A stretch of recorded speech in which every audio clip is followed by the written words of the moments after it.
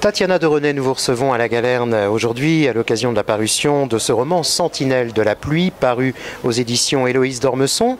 Est-ce que l'on peut dire que la météo est décidément un personnage indiscutable de ce roman?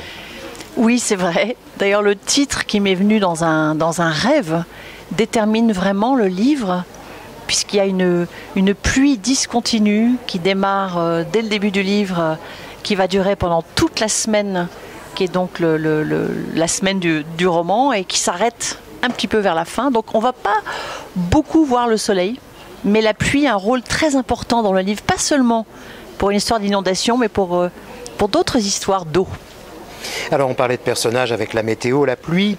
Les personnages aussi, ce sont cette famille qui se retrouve à Paris pour fêter l'anniversaire du père. Un père qui est un homme passionné et aimant, mais comme on le dirait en Normandie, qui est un taiseux. C'est exactement ça. C'est l'homme qui murmure à l'oreille des arbres. C'est un homme qui a dévoué sa vie aux arbres et qui en fait n'a jamais vraiment su dire « je t'aime » aux membres de sa famille. On va découvrir petit à petit pourquoi justement c'est un tel taiseux, et on va découvrir que c'est une famille qui s'aime mais qui est en panne de communication, qui n'arrive pas à se dire les choses importantes. Est-ce que l'on peut dire que c'est avec le fils que la communication a le plus de mal à se faire ? Alors, oui et non. Je dirais que le fils est peut-être celui qui a le plus envie et besoin de parler à son père, puisque le temps presse. On va apprendre dès le début du livre que le père a un problème de santé. Donc Lyndon, mon héros, a une fenêtre de tir assez réduite pour finalement parler à son père. Il va être obligé de prendre un choix. Est-ce que je dis à mon père qui je suis, ou est-ce que je reste dans le silence? C'est le choix qu'il va faire. On va le découvrir en lisant le livre. Il est important pour ce fils d'avoir à parler à ce moment précis à son père. C'est vrai, puisqu'il s'agit de coming out. C'est un moment important, émouvant dans une famille. Lyndon ne sait pas ce que son père sait de lui.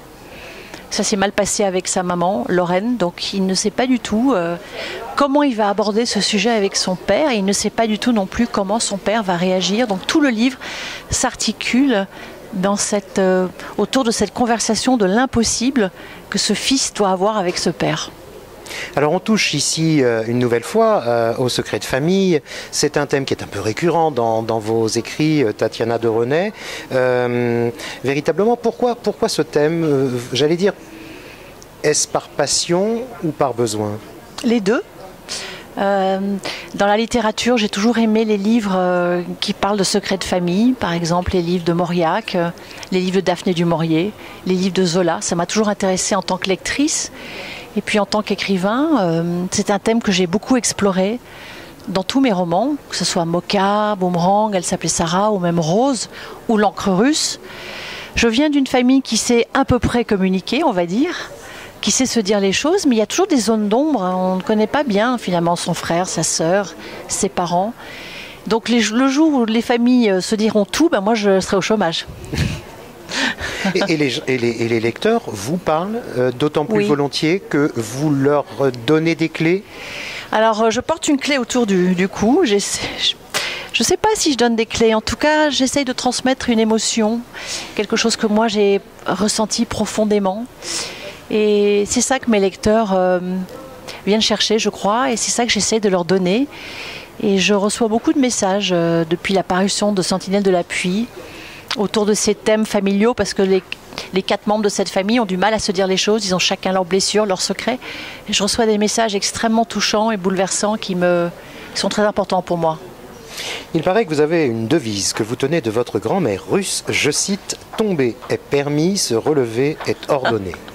Oui, alors il faut le dire avec l'accent russe, mais alors, bon. Pardon, alors je vous écoute. Tomber est permis, se relever est ordonné.